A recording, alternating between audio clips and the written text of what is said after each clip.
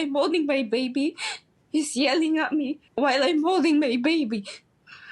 So it turns out Brandan's anger issues, his temper, still hasn't been resolved. He frequently yells at his wife, even while she's holding their daughter. And the kind of things he says really makes you question if he actually loves Mary. I do sometimes call her a scammer. It's like she's only happy when she has money, or call her a bitch.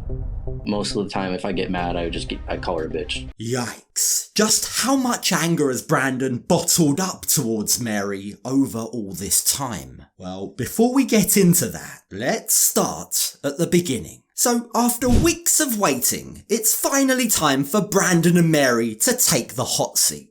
We've barely heard anything from them over the last few weeks. They've been very quiet during all the other couples segments. Maybe because they know they have the most toxic relationship out of everyone, and those in glass houses shouldn't throw stones. But before delving into their time on the show, Sean first asks Mary about her very difficult labour. I'm having a cord coil, and the cord is in her neck, and it's 3 cord.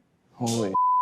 Umbilical cord was around the baby's neck. From the sounds of it, Mary had a very traumatising delivery. Not only was the baby's umbilical cord wrapped 3 times around the baby's neck, but Mary also had a low-lying placenta, so she had to have a C-section whilst being awake. That must have been a very scary time for the young couple. So much so that Mary actually wrote a note for Brandan in case the worst happened. Something were to happen to me, take care of midnight, find someone that you deserve or something like that. And I was just like, there's nothing to worry about. We got trained professionals. Gosh, that's really scary stuff. I mean, after their nightmarish wedding and now a delivery like this, they must have been thinking the worst. They must have been wondering where their luck has gone. But thankfully, all is okay. Both mother and baby are okay. They are both healthy. And despite the trauma, little baby Midnight is adorable. In fact, her birth seems to be bringing out the best in both Brandan and Mary. She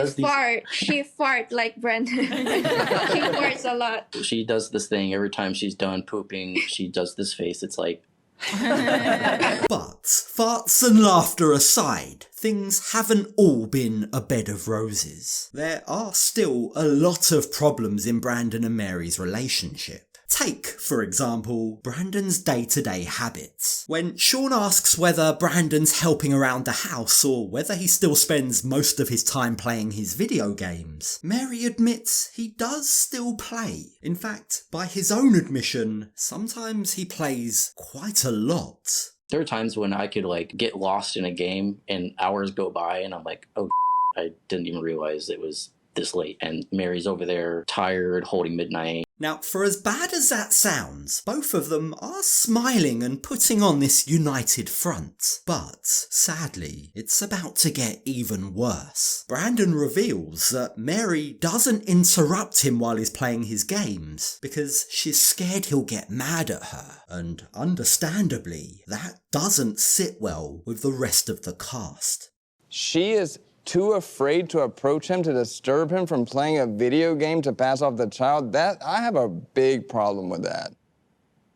So much for that united, smiling, happy front that they were putting on. Just look at them now. As soon as they receive honest judgment from Tim, their facade entirely breaks. They're no longer arm in arm. Neither of them are smiling, and instead of pretending like everything's okay, they both finally seem like they're ready to be honest. You see, Mary reveals that Brandan's temper gets so bad that not only does he shout at her, but he also calls her names to deliberately hurt her. I do sometimes call her a scammer. It's like she's only happy when she has money, or call her a bitch.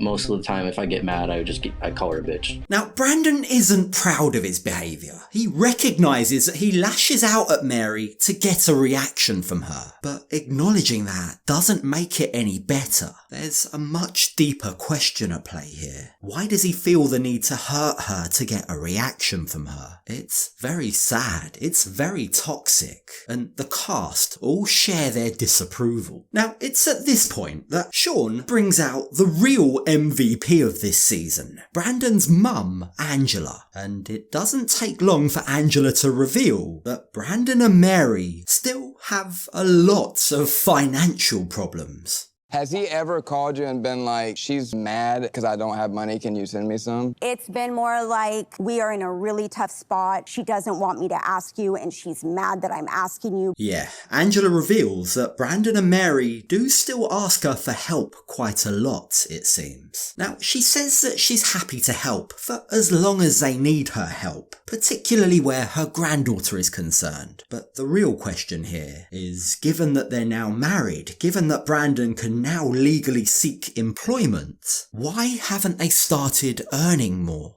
I haven't asked money from my mother for about, I think, 3 weeks now. We just reopened our business and we make money out of it, so... Mary has tears in her eyes at the thought that she's been a burden on Angela. It's reminiscent of how she began crying when Brandan was contemplating asking her granddad for a loan. She clearly doesn't want her problems to be everyone else's. But what is going on? Why are these problems persisting? Wasn't Brandan meant to get a job after getting married? Well, I guess we'll never know, because instead of talking about that, talk then turns back to Brandan's temper. Now, Angela begins to recount what happened with their last incident. An incident that occurred whilst Angela was back in the States and Mary was texting her to keep her updated. Apparently, Brandan was watching a movie with the volume turned up loud. When Mary asked him to turn it down, Brandan turned it off and walked outside. And that's where the issues began, says Angela. Mary interpreted this as Brandan being angry at her, but that wasn't the truth, says Angela. He just went outside to cool down. But the problem is, Angela wasn't there, and her defending Brandan doesn't sit well with her daughter-in-law. I feel like he's defending his son. He doesn't know what's going on. I'm holding my baby. He's yelling at me while I'm holding my baby. Now, Angela maintains that this is all down to their very different communication styles. Mary's confrontational, whereas Brandan's avoidant, she says. That's what makes their fights seem worse than they actually are. She feels like Mary misunderstands Brandan's behaviour. She assumes that he's mad about things even when he isn't. And Angela isn't being entirely biased here. In fact, she actually calls Brandan out for his behaviour. It is not okay for my son to raise his voice or yell at her, but don't let your emotions get so much that you're causing a huge scene. Now, there's something about the way that Angela's acting with Mary that's making me feel like she's upset with her. She seems frustrated with Mary for some reason, and very soon it becomes apparent what that reason is. You see, Angela firmly but gently tells Mary that she needs to go to therapy. She really needs help to work through her issues. Both of you need individual therapy for your own individual traumas. Why don't you want to go to therapy or counseling or something? Why won't you go? Angela's frustrated because Mary hasn't yet gone to a therapist, despite promising her that she would. In fact, both Mary and Brandan promised her that they'd go and seek help. They'd go and see a therapist in order to be better partners for each other and better parents for little Midnight. But I really, really hope that they do the therapy and the counseling, because I worry for the environment that the child's going to grow up in. I'm just scared, I will get judged or people will say I'm crazy or something. So is that an excuse? Is that a cop-out? Or is that because they live in an Asian country? Like, you can't ignore the fact that things like mental health issues and seeing a therapist do still have stigma associated with them in many countries. I wonder whether that's playing a role here. I mean, we all remember how her family reacted when she got pregnant. They almost seemed more concerned about the community judging them for it. And it's interesting that both Kalani and TJ back Mary up about this with their experiences in Samoa and India. Even Sapa shares a good point. You can arrange an online therapy, by the way. I just don't like sharing my problems. That's it. And that's a very good point. She can do this online. She just needs to want to do it. Sure, it might be uncomfortable, and yes, she might have trouble accepting help. But in the same way that she got over that to get Brandan's help and also Angela's help, she also needs to get over it to help herself, especially as their love seems so bonded in trauma. You do really love each other. It's very obvious that there is love there. And whether that love is rooted in trauma or rooted in actual love is to be seen. Yeah, that's not exactly something new. We've spoken about this trauma bond at length before. But the question still stands. Are these two together? Is their love so obsessive because of their mutual childhood trauma? Or is what they have actually love? Well, they should have probably figured that out before they had a child. Whose idea was it, do you think, that they wanted to have a baby? Whose idea? If I had to, I would say Mary. Shocker. I would have to agree with Angela here. Like, in the episode where Mary announced her pregnancy, it was very obvious that Brandan was 3 steps behind. He was desperately trying to catch up. But, that being said, he is still deserving of half the blame and half the responsibility. She's like, I just really, really want a baby. And I thought trying to make a baby will help us become better couple. I definitely think that they believed that having a child would bond them together, not financially per se, but emotionally. These two never gave each other a chance to grow a proper bond, grow a normal relationship. Instead of trying to build something long-lasting, something healthy and real, they deliberately chose to have a child to force that closeness. But in doing so, they robbed each other of the opportunity to actually get to know, like and love each other in person, especially after all the jealousy that plagued their virtual online relationship. Sorry, there's just no other way to put it. These two having a baby is so irresponsible. And on that topic, it's at this point that Sean shows Mary footage of how she responded when Brandan was sat next to a random female on the plane. When you buy plane tickets and you're picking your seat, it's not like you can see what gender person is sitting next to you. Brandan, Mary, how does it feel seeing that again? I'm really crazy way back, and I feel bad about myself. I hate myself. Brandan claims that Mary is now much better with her quote-unquote overthinking, but whether or not that's true, they are still dealing with the consequences of her horrendous behaviour. You see, when Mary was at her worst, her behaviour caused irreparable damage to Brandan's family, specifically his younger sister. My daughter, she hates Mary. Hates her. Wants nothing to do with her. She's still blocked on everything.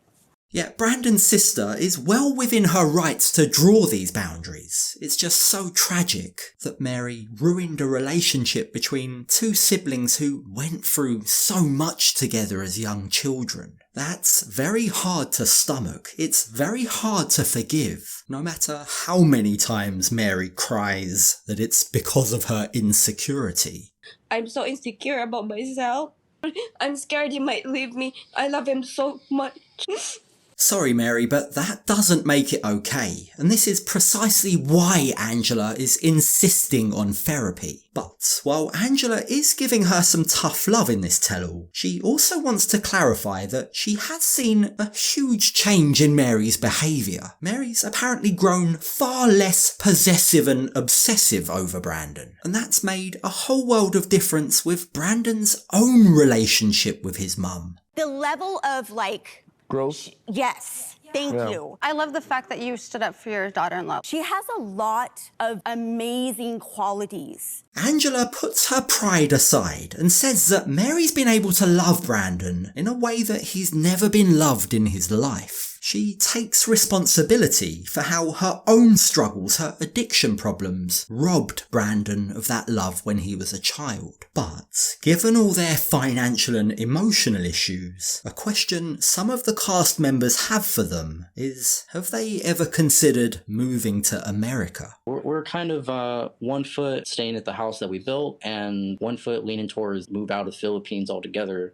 Mary really wants to visit America. That doesn't sound like a bad idea, does it? I mean, they'd earn more and they'd have a stronger support network for themselves. But the problem is, it's not as simple as it sounds. You see, Mary doesn't want to leave her grandparents, especially her grandmother, who's apparently now ill. She'd never forgive herself if something happened while she was away, she says. Now, with all that being said, as things begin to wrap up, there is one last question that Shekinah, of all people, wants to ask. What do you think of Mary's social media? I've seen some of her videos and they're pretty provocative.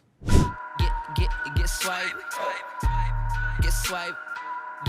While Brandan admits that there is a double standard with Mary not wanting him to talk to women but yet posting content like that online herself, he reveals that he's okay with her doing it if it helps her build up her confidence. It's sweet in a kind of twisted way. And I see it, I'm supportful of it, and I think, do whatever it is that you need to do to make yourself feel better. It is nice to see Brandan defending his wife against the rest of the cast, and sure, we can all see that they have a very, very long way to go. But isn't it funny how, with a healthy baby, with a home that they own, with their bills paid and the support that they're giving each other, there's an argument to be made that Brandan and Mary's relationship is actually on much better footing than many of the other cast on that stage with them.